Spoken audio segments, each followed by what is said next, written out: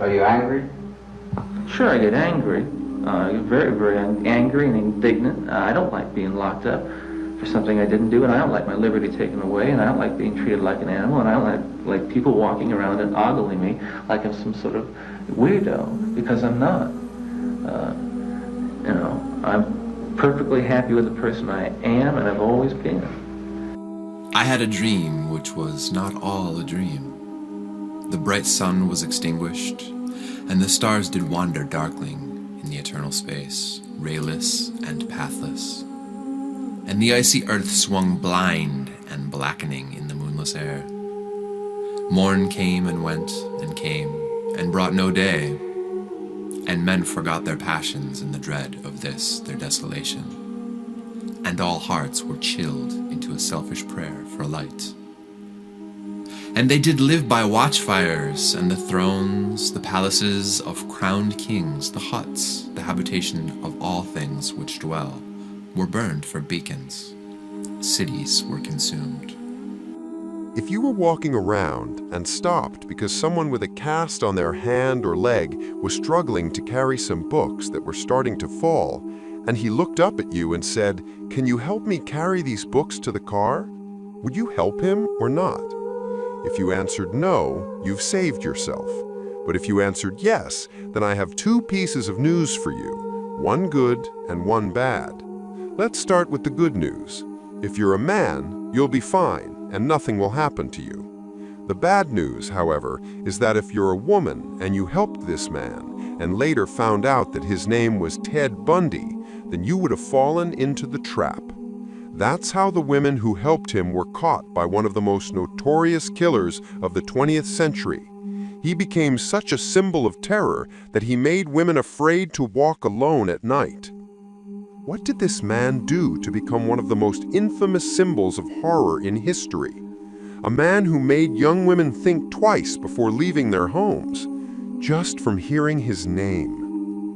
On November 24th, 1946, a baby was born in a quiet town called Burlington, the largest city in the U.S. state of Vermont. His name at birth was Theodore Robert Cowell. He was born in a place that offered neither warmth nor safety, the Elizabeth Lund Home, a facility for unmarried mothers. His mother, Louise, was only 22 years old. As for his father, no one knew who he was. There were many rumors about his identity, but nothing certain. The only truth was that Louise was alone, carrying a heavy secret, and a child who was innocent of it all. Shortly after, Louise packed her things and left the institution with her baby to live with her parents. But the fear of the stigma that haunted women who bore children out of wedlock led the family to make a strange decision. The grandparents decided to pose as the boy's parents, and Louise, the real mother, became just an older sister. Ted grew up believing his grandfather was his father and his grandmother was his mother, unaware that the truth was completely reversed. Then one day he discovered the secret. Accounts differ. Some say a family member confronted him and showed him his original birth certificate after calling him an illegitimate child, while others claim he found the certificate himself. Whichever version is true, Ted finally learned that the woman he thought was his sister was actually his real mother. Perhaps that moment marked the beginning of his transformation, the beginning of the story that would make his name, years later, remembered as one of the most dangerous killers of the 20th century. When Ted Bundy was 4 years old, his mother, Louise, took him and moved to the city of Tacoma, Washington, to live with one of her relatives there. A year later, Louise married a man named Johnny Bundy, who officially adopted Ted. From him, the boy received the last name that would later become synonymous with terror: Bundy. His childhood was shrouded in mystery. No one knows exactly what went on inside him or around him. Some say he was an ordinary child like any other, cheerful, playful, calm, and polite. But others insist he was different from the very beginning, withdrawn, secretive, quiet, and rarely seen smiling. And when he was asked about his childhood, his answers were never consistent. At times, he described it as beautiful and happy. Then, just days later, he would recount the same story in a completely different way, as if he were talking about another life altogether. Those contradictions, small as they seemed, hinted at what was to come, at the inner turmoil that was quietly growing within him. After graduating from high school in 1965, Ted Bundy enrolled at the University of Puget Sound, where he studied for only 1 year before transferring in 1966 to the University of Washington to major in Chinese. There, he entered into a romantic relationship with his classmate, Diane Edwards, known in some biographies by aliases such as Stephanie Brooks. Later, Bundy would say that she was the only woman I ever truly loved. But the relationship didn't last long, and Diane decided to break up with him. That breakup became a turning point in Ted Bundy's life, a wound that never healed, one that would later ignite a hidden resentment, shaping his attitude toward women. Afterward, Bundy began showing an interest in politics. He worked in the Republican Party's office in Seattle and participated in Nelson Rockefeller's presidential campaign in the fall of 1969. He appeared ambitious, well-groomed, and charming, the kind of young man no one could ever imagine hiding darkness behind his calm smile. During that period, he met a woman named Elizabeth Klopfer, known in some accounts by pseudonyms such as Meg Anders or Liz Kendall. Elizabeth was a single mother from Utah who worked as a secretary at the University of Washington's medical school. She entered Bundy's life at a time when he seemed to be searching for stability, and their relationship lasted for years. Over time, Ted became a father figure to her young daughter Molly, who was only 3 years old when he began dating her mother. But behind that gentle face, something else was taking shape. The Ted Bundy who appeared to others as kind, intelligent, and cheerful was, deep inside, concealing a monster waiting to emerge. In 1971, Ted Bundy began a new chapter in his life, one that at first glance seemed completely different from anything he had done before. He joined a crisis hotline center that offered support to people struggling with suicidal thoughts. If you were feeling hopeless or considering ending your life and called the hotline, it might have been Ted Bundy who answered your call. His voice was calm, his words reassuring, and his tone full of empathy. He would listen to callers for hours, convince them that life was worth living, and help them find reasons to hold on. A cruel irony, or perhaps fate's dark humor. The man who saved lives with his words would later take lives with his hands. At that center, Bundy met a woman who would later play a key role in immortalizing his story, Anne Rule, a former police officer and a writer fascinated by the world of true crime. She had no idea that her quiet, kind, and cooperative co-worker would one day become one of the most infamous serial killers in history. Years later, Anne Rule wrote her famous book, The Stranger Beside Me, one of the most significant true crime biographies ever published, telling the story of Ted Bundy from the perspective of someone who had known him personally. In 2003, the book was adapted into a film of the same name. After years of varied activity, Ted Bundy earned a degree in psychology and remained politically active within the Republican Party. In 1973, he was accepted into law school, but for unclear reasons, he never completed his studies. Around that same period, a series of abductions and murders targeting young women began to occur across the northwestern United States. What was strange and chilling was that Ted didn't fit the image most people had of a serial killer.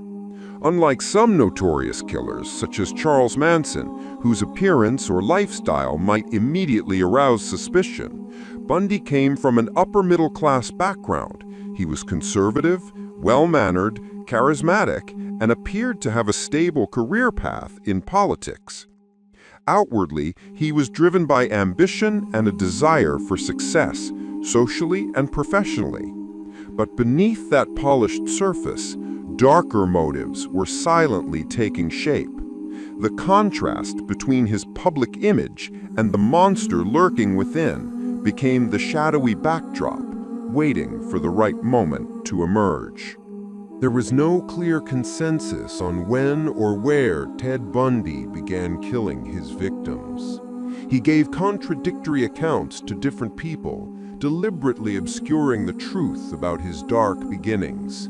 Although he later confessed to dozens of murders before his execution, the early stages of his killing spree remain shrouded in mystery, full of gaps that Bundy himself refused to fill, leaving behind an unsettling fog of ambiguity and dread surrounding the true start of his terror. The first confirmed and well-documented murder attributed to Ted Bundy was that of a young woman named Linda Ann Healy. It was the night of January 31, 1974, when Linda disappeared without leaving behind a single clear trace. Linda was 21 years old, a psychology student at the University of Washington, and also worked as a weather announcer for a local radio station. She lived with 4 roommates in a house near the university in Seattle. On the morning of February 1, 1974, Linda didn't wake up at her usual time and didn't show up for work. About half an hour after her normal wake-up time, one of her roommates entered her room and noticed that the alarm clock was still ringing. She turned it off, but then froze. The bed was neatly made, something unusual, since Linda never made her bed before going to work. That day, Linda didn't appear at her job or anywhere on campus. That evening, her father arrived for dinner. She had invited her family over, but she never showed up. Worry quickly turned into panic, and the family contacted the police to report her missing. When investigators arrived at the house and entered Linda's room, they noticed something suspicious. After pulling back the covers, they found bloodstains on the pillow and sheets. Then they discovered that her nightgown had been hidden inside a drawer, and there were visible blood traces on its collar, indicating she had been wearing it during the attack. Even stranger, her pillowcase and her personal bag were missing, as if whoever had done this had deliberately taken them along. After examining the scene, the police concluded that the perpetrator had taken his time in the room and had likely changed her clothes before abducting her. Search teams scoured the surrounding areas with police dogs, but no trace of Linda was ever found. It soon became clear to investigators that whoever was behind this crime was either a masterful planner or unbelievably lucky. That night marked the true beginning of the terror, the moment when a name would soon emerge, a name that would strike fear into the hearts of Americans for years to come. Now let's put the camera on Bundy. In an interview with reporters, he was asked about the fate of Linda Ann Healy and how he thought about killing her. He said he once passed by the girl's house and liked the look of the place. A few days later, he passed by again and noticed Linda's door was open, an opportunity not to be missed. He waited until nightfall when the girls were asleep and went into the house. He wasn't looking for any specific victim, but while wandering inside, he found an open door and entered. It turned out to be Linda's room. The blood found in the room could not be precisely traced by police, nor could they determine exactly how Bundy struck Linda or with what. When asked whether he had been carrying a knife or a weapon, he answered hesitantly, and his accounts were contradictory.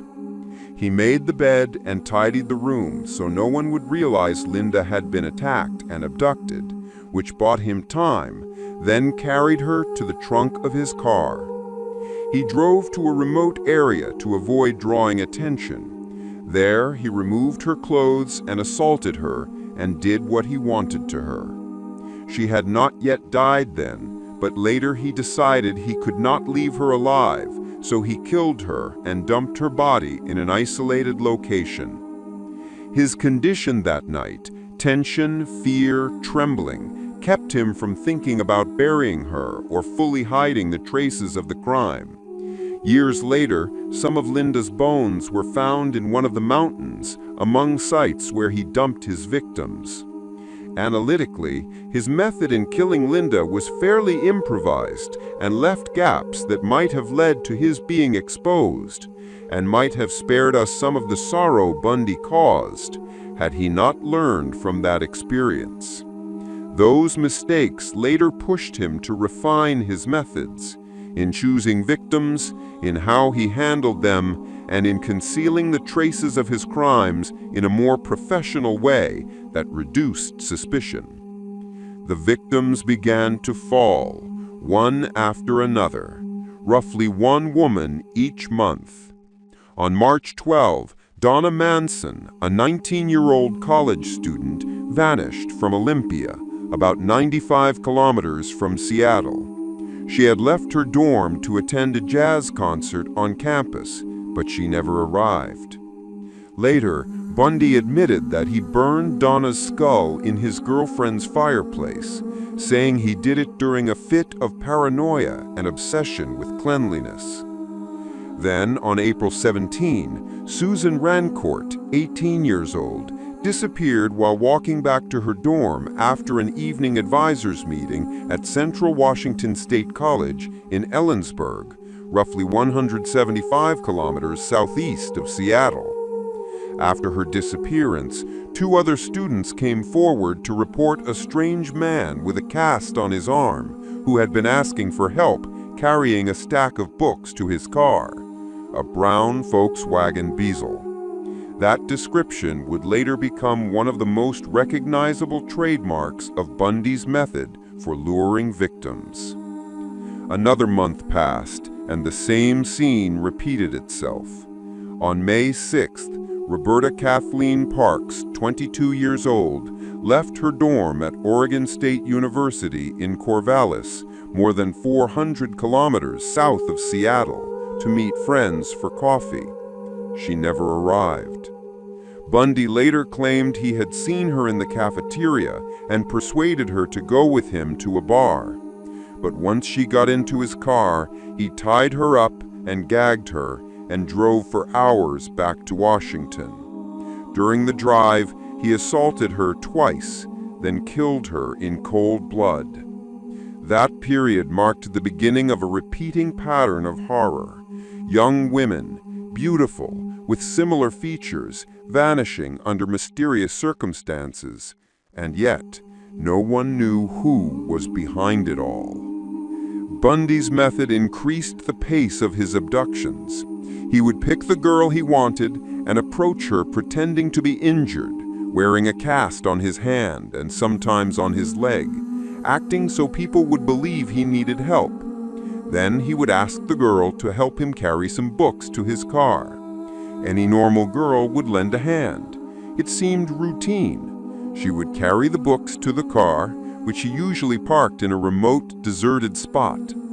There, he would pull out an iron bar or some heavy tool and strike her on the head, then toss her into the trunk of his car or inside the vehicle. After that, he would drive to an isolated area where no one could hear or see him, and there he would complete his brutal act. This ruse, the pained appearance and the simple request for help, was one of his simplest and most dangerous tactics for luring victims, because it turned compassion into a trap the victim didn't recognize until it was too late. Confusion was widespread, especially since they could not find physical evidence pointing to the perpetrator. It was hard to link the cases because the victims did not know one another, and the disappearances occurred in different locations, which worked against the police and left them baffled. The situation worsened because the crime spanned multiple jurisdictions, dragging several police departments into the investigation and making coordination difficult. In June, 2 more girls vanished, and only about 10 days passed between the first disappearance and the second. As the Hawkins case spread through the media, witnesses began to appear. Some reported seeing a man carrying a bag and moving on crutches, his leg in a cast, in the same area where Hawkins had disappeared.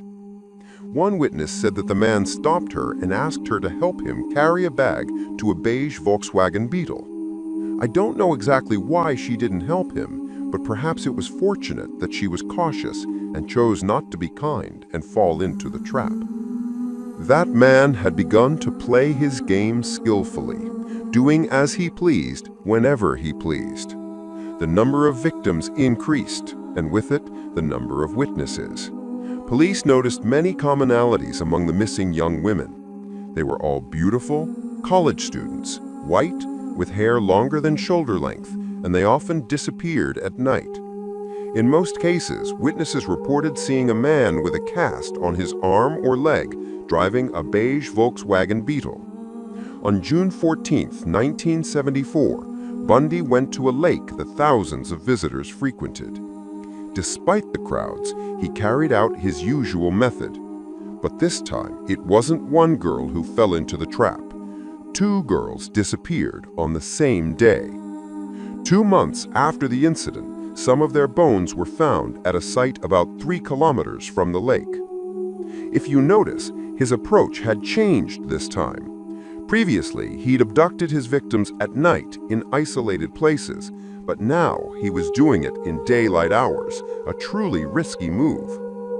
5 of the girls said a man approached them wearing tennis clothes with his arm in a cast, introduced himself as Ted, and asked them to help unload a boat from the top of his car. 4 of them refused, all saying no. Only one decided to help, but when she found no boat on the car, she returned to the lake. In addition to those 5, 3 other witnesses saw him with Janice before she disappeared. Things began to tighten up for Bundy. Police prepared a composite sketch from witness descriptions, and they had a name that at the time they didn't know whether it was real or an alias. Honestly, I don't know why Bundy identified himself by his real name. If you're trying to abduct a girl, why tell her your real name instead of using an alias? By doing so, he burned 3 of his winning cards in one day: his real name, his face, and his car. The media began publishing his real name, the composite sketch, and the image of the car, urging the public to call the number displayed on the screen if anyone recognized the name, the face, or the vehicle. A few days later, the police received 4 important calls from people claiming they knew a man who perfectly matched the description. His name was Ted Bundy. These 4 were writer Ann Rule, his former co-worker at a suicide hotline center; Elizabeth, his girlfriend; one of his professors at the university; and a woman who had worked with him in a political campaign. But the real problem was within the police themselves. They were receiving more than 200 calls per day about the case, so those particular tips didn't get much attention. No one suspected a man like Ted Bundy. No criminal record, a law student, well-dressed, polite, and a son of a respectable man. The police were focused on ex-convicts and known criminals, which seemed perfectly reasonable to them. A list of more than 200 suspects was compiled, and Ted Bundy's name was among them, just another name on paper. In the fall of 1974, Bundy left his girlfriend Elizabeth in Washington and moved to Utah to study law at the state university. But was it expected that he'd stop committing crimes? Of course not. In Utah, the chaos began again. In October alone, 3 girls disappeared, all younger than his previous victims. One was 16, another 17. Then, on November 8th, something happened that Bundy never expected, his first failure in years. That day, he was wandering through a shopping mall when he noticed a young woman named Carol Deronch, 18 years old. He approached her, pretending to be a police officer, and told her that someone had tried to break into her car in the parking lot. She went with him to check, but found her car untouched. He then said that the officer who caught the suspect had gone to the station and that she needed to come with him to file a report and sign some papers. She got into his car, but after a few minutes, she realized he was driving in the opposite direction of the police station. He stammered through weak excuses before suddenly pulling over and trying to handcuff her. At that moment, Carol realized the truth. A violent struggle broke out between them. She managed to open the door, escape, and run away. She was the first woman to survive the monster, Ted Bundy. On that incident was an unexpected blow for him. Yet only a few hours later, he found another victim. He simply couldn't control his urges anymore. Meanwhile, his girlfriend, Elizabeth, began noticing something strange.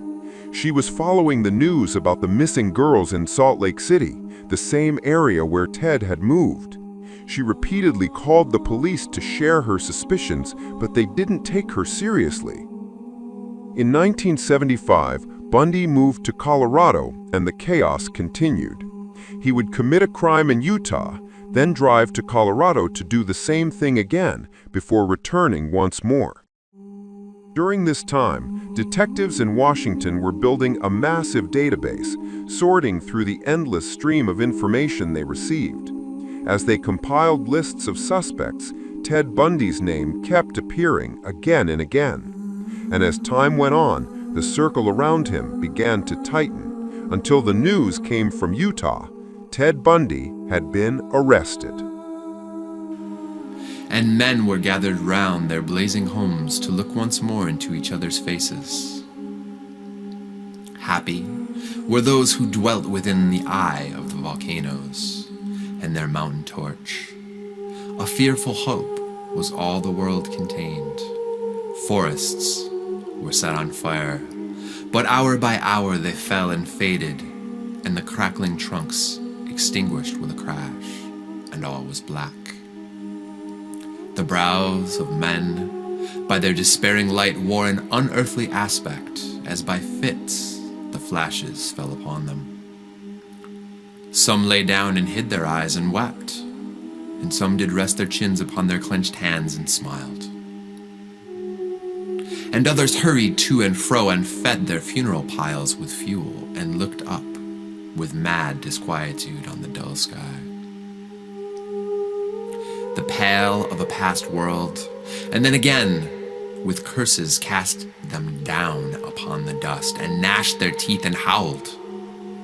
The wild birds shrieked, and terrified did flutter on the ground and flap their useless wings.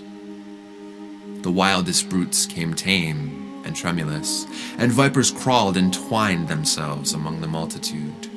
Hissing, but stingless, they were slain for food.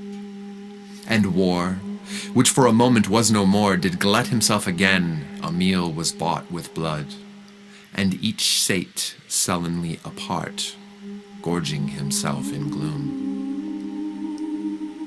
No love was left, all earth was but one thought, and that was death. Immediate and inglorious, and the pang of famine fed upon all entrails. Men died, and their bones were tombless as their flesh. The meager by the meager were devoured, even dogs assailed their masters, all save one. And he was faithless to a course, and kept the birds and beasts and famished men at bay, till hunger clung them, or the dropping dead lured their lank jaws.